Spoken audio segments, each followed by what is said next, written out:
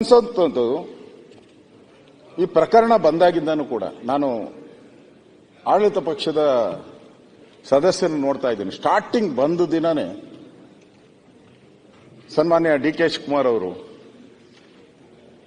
ಸಾಮಾನ್ಯವಾಗಿ ಅವ್ರು ಹಂಗೆ ಹೇಳೋದು, ಅಲ್ಲಿ ಕುಕ್ಕರ್ ಬಾಂಬ್ ಬ್ಲಾಸ್ಟ್ ಆದಾಗೂ ನನ್ನ ಬ್ರದರ್ ಅಂದ್ಬಿಟ್ರು, ಇಲ್ಲಿ ಅದ್ಯಾವುದು ಹೋಟ್ಲಲ್ಲಿ ಬಾಂಬ್ ಹಾಕಿದಾಗ ಯಾರೋ ಬಿಸ್ನೆಸ್ ಪಾರ್ಟ್ನರ್ಗಳು ಕಿತ್ತಾಡಿರೋದು ಅಂದ್ರು. ಹಂಗೆ ಇಲ್ಲೂ ಅಷ್ಟೇ, ಇದು ಏನು ಇಲ್ಲ, ಆರಾಮಾಗಿ ಅವನು ಈಚೆ ಬರ್ತಾರೆ.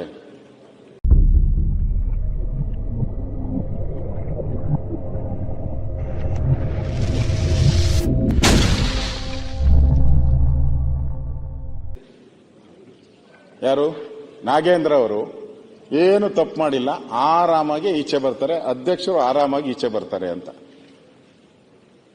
ಡಿ ಕೆ ಶಿವಕುಮಾರ್ ಕ್ಲೆವರ್ ರಾಜಕಾರಣಿ, ಜಾಣ, ಬಹಳ ಜಾಣ. ಅವರು ಪತ್ರಿಕೆಗೆಲ್ಲ ಸಂದರ್ಶನ ಕೊಟ್ಟಿದ್ದು, ಪೊಲೀಸರಿಗೆ ಕೊಟ್ಟಿದ್ದು. ಪೊಲೀಸರಿಗೆ ಏನು ಮೆಸೇಜ್ ಕೊಡಬೇಕು ಅಷ್ಟು ನೀಟಾಗಿ ಕೊಟ್ಟರು. ನೋಡಪ್ಪ, ಇದೇನು ಆಗಲ್ಲ, ಪೊಲೀಸರು ನೀವು ತನಿಖೆ ಹೆಂಗ್ ಮಾಡಬೇಕು ಹಂಗೆ ಮಾಡಿ ಅಂತ ನನಗನ್ಸಿದ್ದು. ಆದ್ರೆ ಸಿಎಂ ಅವ್ರು ಹಂಗೆ ಹೇಳಿಲ್ಲ. ಸಿಎಂ ಅವ್ರು ಒಂದು ಮಾತನ್ನು ಹಂಗೆ ಹೇಳಿಲ್ಲ. ನಾನು ನೋಡಿದ್ದೀನಿ ಸಿಎಂ ಸ್ಟೇಟ್ಮೆಂಟ್. ಹಾಗಂಗೆ ಕಾಂಗ್ರೆಸ್ ಪಾರ್ಟಿ ಅಧ್ಯಕ್ಷರು ಅದನ್ನ ಸಮರ್ಥನೆ ಮಾಡಬೇಕು ಹಂಗೆ ಮಾಡಿದಿರ ಅನ್ಕೊಂಡಿದ್ದೀನಿ. ಅದು ಸಿಎಂ ಅವ್ರು ಹಂಗೆ ಹೇಳಿಲ್ಲ. ಏನಾಯ್ತೆ, ತನಿಖೆ ನಡೀತಾ ಇದೆ, ತನಿಖೆಯಲ್ಲಿ ಯಾರು ಬರ್ತಾರೋ ಬರಲಿ, ಇಡಿ ಅವ್ರು ಬರ್ತಾರಾ ಬರಲಿ, ಸಿಬಿಐ ಬರ್ತಾರಾ ಬರಲಿ, ತನಿಖೆ ನಾವು SIT ಮಾಡಿದ್ರಿ, ತನಿಖೆ ಬರಲಿ, ಸತ್ಯಾಸತ್ಯತೆ ಹೊರಗಡೆ ಬರಲಿ ಅಂತ ಹೇಳಿದ್ರು. ಅಂದ್ರೆ ನೀವು ಅಧಿಕಾರಿಗಳಿಗೆ, ತನಿಖೆ ಮಾಡುವಂತ ಅಧಿಕಾರಿಗಳಿಗೆ ನೀವು ಹೇಳಿದ್ರಲ್ಲ, ಇಂಟರ್ಫಿಷನ್ ಏನಾಗುತ್ತೆ, ನಾವು ಇದನ್ನ ಚರ್ಚೆ ಕೊಡೋದ್ರಿಂದ ಏನೋ ಆಗೋಗ್ಬಿಡುತ್ತೆ ಅಂತ ಹೇಳಿದ್ರಲ್ಲ, ಇದೇ ಆಗೋದು. ಈ ಸ್ಟೇಟ್ಮೆಂಟ್ ಇಂದ ಅಧಿಕಾರಿಗಳಿಗೆ ಏನು ಕೆಲಸ ಮಾಡ್ತಾರೆ? ಇವ್ರ ಕೈ ಕೆಳಗಡೆ ಕೆಲಸ ಮಾಡ್ಬೇಕು. ಅವರು ನಾಳೆ ಬಂದು ಇವ್ರ ಕೈ ಕೆಳಗಡೆ ನಿಂತ್ಕೊಬೇಕು ಟ್ರಾನ್ಸ್ಫರ್ಗೆ. ಹೆಂಗ್ ಕೆಲಸ ಮಾಡ್ತಾರೆ? ಅದಕ್ಕೋಸ್ಕರ ಏನೇ ಸ್ಟೇಟ್ಮೆಂಟ್ಗಳು ಕೊಟ್ಟಿದ್ದೀರಿ ಅಲ್ಲಲ್ಲ, ಇವ್ರ ಮಂತ್ರಿಗಳದ್ದು ಎಲ್ಲ ನಡೆದಲ್ಲ ಇಲ್ಲಿ. ಆಗ ಎನ್ಕ್ವೈರಿ ಆಗುವಾಗ ನೀವೆಲ್ಲ ಏನೇನು ಯಡಿಯೂರಪ್ಪ ಸ್ಟೇಟ್ಮೆಂಟ್ ಕೊಟ್ಟರು, ನೀವು ಏನು ಸ್ಟೇಟ್ ಕೊಟ್ರಿ, ಹಂಗೆ ನಾನು ಕೊಟ್ಟಿರೋದು ಸ್ಟೇಟ್ಮೆಂಟ್. ನಾವೇನು ನಿಮ್ ವಿರುದ್ಧ ಮಾತಾಡಿಲ್ಲ. ನಾನು ನಾಗೇಂದ್ರ ದತ್ತನ ಮೇಲೆ ಇಡಿ ಅನಾಶಕ ಪೊಲೀಸ್ ಹೌದ್ರಿ, ಒಳ್ಳೆ ಕತೆ ಐತಲ್ಲ. I am telling you, till today I am telling you, ಇವತ್ತು ಹೇಳ್ತಾ ಇದ್ದೀನಿ, ಐ ಆಮ್ ಆನ್ ರೆಕಾರ್ಡ್. ಅವನು ಏನ್ ತಪ್ಪು ಮಾಡಿಲ್ಲ. ಎನ್ಕ್ವೈರಿ ಈಚೆ ಬರಲಿ, ಎಲ್ಲ ಗೊತ್ತಾಗ್ತದೆ. ನಾನು ಕರೆದು ಮಾತಾಡಿದ್ದೀನಿ, ಕುಂಡ್ರಿಸ್ಕೊಂಡು ಕೇಳಿದ್ದೀನಿ, ನಿಜ ಇದ್ರೆ ಒಪ್ಕೋ ಅಂತ ಹೇಳಿದೀವಿ. ವಾಲಂಟಿಯರ್ ರೆಸಿಗ್ನೇಷನ್ ಸಬ್ಮಿಟ್ ಮಾಡಿದ್ದಾನೆ. ನಾವು ರೆಸಿಗ್ನೇಷನ್ ಕೊಡು ಅಂತಾನೂ ಹೇಳಿಲ್ಲ. ಈ ಹಿಮ್ಸೆಲ್ಫ್ ಟೆಂಡರ್ ರೆಸಿಗ್ನೇಷನ್ ಆದಷ್ಟು ಜಲ್ದಿ ನಂದು ಎನ್ಕ್ವೈರಿ ಮಾಡಿ ಸ್ವಾಮಿ, ನಾನು ಕ್ಲೀನ್ ಆಗಾದ್ರೆ ನಾನು ವಾಪಸ್ ತಗೊಳ್ಳಿ ಅಂತ ಹೇಳಿದ್ದಾನೆ. As a party president, as a legislator, I have to speak to him, I have spoken to him. There is no doubt in it.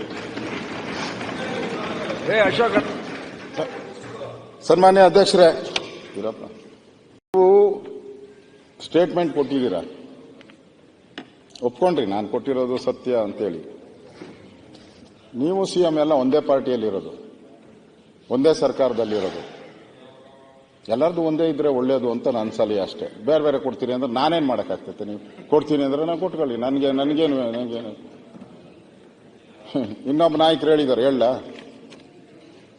ನಿಮ್ಮ ಆಲ್ ಇಂಡಿಯಾ ಜನರಲ್ ಸೆಕ್ರೆಟರಿ ಮಾಜಿ 5-6 ರಾಜ್ಯಗಳಲ್ಲಿ ಇನ್ಚಾರ್ಜ್ ಆಗಿದ್ರು, ಈಗೂನು ಪ್ರೆಸೆಂಟ್ MLC ಅವರು BK Hariprasad ಅವರು ಹೇಳಿರೋದು ಕೇಳಿದ್ರೆ shock ಆಗೋತೀರ ನೀವು. BJP ಅವರೇ, ಇದನ್ನ ತಾರ್ಕಿಕ ಅಂತೆ ಮುಟ್ಟಿಸ್ಬೇಕು, ಇಲ್ಲ ಅಂದ್ರೆ ನಾನ್ ಬಿಡಲ್ಲ. ಈ ದಲಿತರ ಹಣ, ಇಬ್ರು ಮಹಾನ್ ವ್ಯಕ್ತಿಗಳಿಗೆ ಬುದ್ಧಿ ಹೇಳಕ್ಕಾಗಲ್ಲ ನಾನು. ಅವ್ರ ಸ್ಟೇಟ್ಮೆಂಟ್, ಇಬ್ಬರು ಮಹಾನಾಯಕರುಗಳಿಗೆ ನಾನು ಬುದ್ಧಿ ಹೇಳಕ್ಕಾಗಲ್ಲ. ಇದು ದಲಿತರ ಹಣ, ಒಂದ್ ನಯಾ ಪೈಸನು ಕೂಡ ಲೂಟಿ ಆಗಕ್ ಬಿಡಲ್ಲ. ಬಿಜೆಪಿ ಅವರೇ, ನೀವು ಬಿಡ್ಲಿಲ್ಲ ಅಂದ್ರೂ ನಾನ್ ಬಿಡಲ್ಲ ಅಂತ ಹೇಳಿದ್ದಾರೆ. ನೀವು ಬಿಟ್ರು ನಾವು ಬಿಡಲ್ಲ ಅಂತ ಹೇಳಿದ್ದಾರೆ.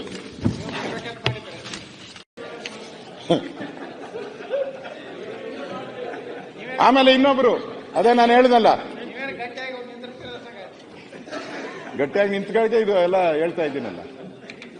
ಬೆಳಗ್ಗೆನ ಅಡ್ವೈಸ್ ಮಾಡಿದಿರಲ್ಲ ನೀವೆಲ್ಲ ನಿಂತ್ಕೊಳಕ್ ಹೆಂಗೆ ಅಂತ ಹೇಳಿ. ಬಸವನಗೌಡ್ರೆ ಅಡ್ವೈಸ್ ಮಾಡಿರೋದು ನಿಂತ್ಕೊಳಕ್ಕೆ. ಯಾವುದೇ ಕಾರಣಕ್ಕೂ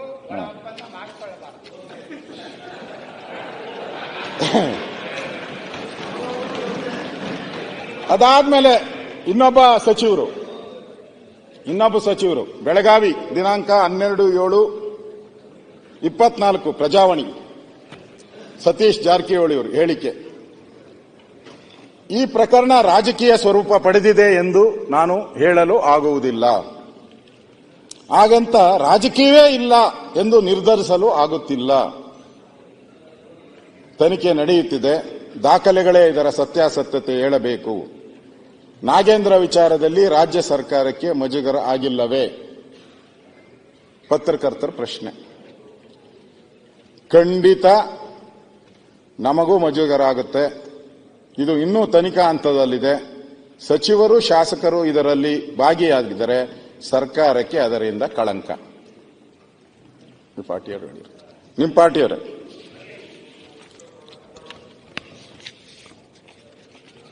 ಇದು ಹೇಳಿಕೆಗಳು, ಸರ್ಕಾರದ ಹೇಳಿಕೆಗಳು ಹೇಗೆ ಡಿಫರೆಂಟ್, ಒಂದೇ ಪಾರ್ಟಿ ಒಂದೇ ಸರ್ಕಾರದಲ್ಲಿ ಡಿಫರೆಂಟ್ ಹೇಳಿಕೆಗಳು ಯಾಕೆ ಬಂದಿದೆ ಅನ್ನೋದನ್ನ ಹೇಳಿದೆ ಅಷ್ಟೇ. ಇದರಲ್ಲೇನು ಈ ತನಿಖೆಗೇನು ಇದೇನು ಸಂಬಂಧ ಇಲ್ಲ. ಸುಮ್ಮನೆ ನೀವು ಹೇಳಿದ್ಕೆ ನಾನು ಹೇಳಿದ್ದೀನಿ ಅಷ್ಟೇ. ಇಲ್ಲಿವರೆಗೂ ಒಂದು ರೀತಿ ಅಕ್ರಮ ನಡೆದಿದ್ರೆ ಇನ್ನು ಮುಂದೆ ಒಂಥರ ಇನ್ನೊಂದು ಸ್ವಲ್ಪ ರೋಚಕವಾಗಿ ನಡೆದಿದೆ ಟ್ರಾನ್ಸಾಕ್ಷನ್ಸ್, ಇನ್ನು ಸ್ವಲ್ಪ ರೋಚಕ.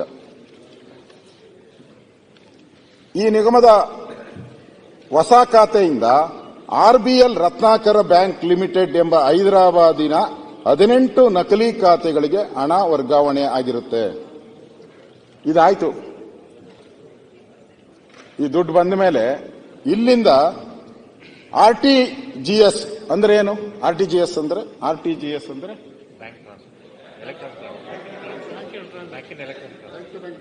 ಬ್ಯಾಂಕ್ ಅಲ್ಲಪ್ಪ, ರಿಯಲ್ ಟೈಮ್ ಗ್ರಾಸ್ ಸೆಟಲ್ಮೆಂಟ್ ಅಂದ್ರೆ ಸೆಟಲ್ಮೆಂಟ್. ರಿಯಲ್ ಟೈಮ್ ಅಲ್ಲಿ ಕರೆಕ್ಟ್ ಟೈಮ್ ಅಲ್ಲಿ ಸೆಟಲ್ಮೆಂಟ್. ಕರೆಕ್ಟ್ ಇದಕ್ಕೆ ಮ್ಯಾಚ್ ಆಗ್ತೈತೆ ಅಂತ ನಾನು ಹೇಳಿದೆ. ಸೆಟಲ್ಮೆಂಟ್ ಆಗೋಯ್ತು. ಯಾವುದೋ ಒಂದು ಬಿಡಿ, ಒಂದು ಯಾರೇ ಮಾಡಬೇಕಾದ್ರೂ ಕೂಡ ಅಮೆರಿಕಾದಲ್ಲಿ ಬೇರೆ ಬೇರೆ ರಾಜ್ಯ ಒಂದು ಯಾವ್ದಾನ ಒಂದು ಆಪರೇಷನ್ಸ್ ಮಾಡಬೇಕಾದ್ರೆ ಅದಕ್ಕೊಂದು ನೇಮ್ ಕೊಡ್ತಾರೆ, ಡೇ ಅಂತ ಹೇಳ್ಬಿಟ್ಟು. ಇದೊಂದು ಸ್ಪೆಷಲ್ ಡೇ. ಶಿವಕುಮಾರ್ ಅವರೇ 30/3/24 ಬರೆದಿಟ್ಗಳಿದು.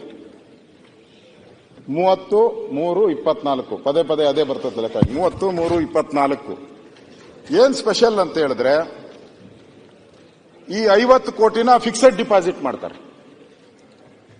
ವಾಲ್ಮೀಕಿ ನಿಗಮದವರು ಈ 50 ಕೋಟಿನ ಫಿಕ್ಸೆಡ್ ಡಿಪಾಸಿಟ್ ಮಾಡ್ತಾರೆ ಎಂಜಿ ರೋಡಲ್ಲಿ.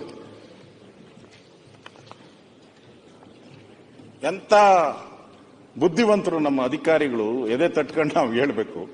50 ಕೋಟಿ ಫಿಕ್ಸೆಡ್ ಡಿಪಾಸಿಟ್, 45 ಕೋಟಿ ಲೋನು.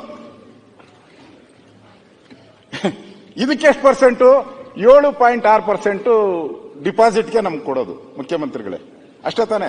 ಒಂದು ವರ್ಷಕ್ಕೆ ಮಾಡಿದ್ದಾರೆ. ಒಂದು ವರ್ಷಕ್ಕೆ 7.5. ನಮ್ ಲೋನ್ಗೆ ಎಷ್ಟು ಕೊಡ್ತೀರಾ? 14-15%, 18%.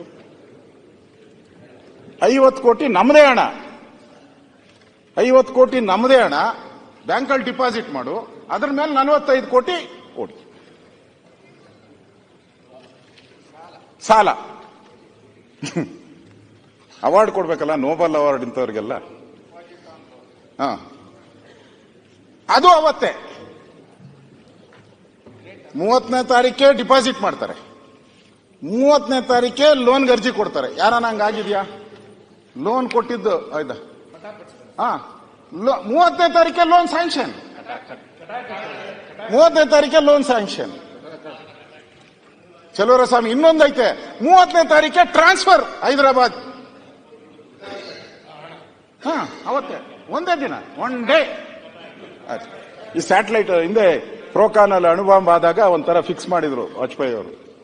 ಅದಕ್ಕೊಂದು ನೇಮ್ ಕೊಟ್ಟು ಬುದ್ಧ, ನಗುವ ಬುದ್ಧ ಏನೋ ಕೊಟ್ಟಿದ್ರು. ಹಂಗೆ ಒಂದೇ ದಿನ ಡಿಪಾಸಿಟ್, ಒಂದೇ ದಿನ ಲೋನ್ ಸ್ಯಾಂಕ್ಷನ್, ಒಂದೇ ದಿನ ಟ್ರಾನ್ಸ್ಫರ್, ಒಂದೇ ದಿನ ತೆಲಂಗಾಣಕ್ಕೆ ಆರ್ಟಿಜಿಎಸ್.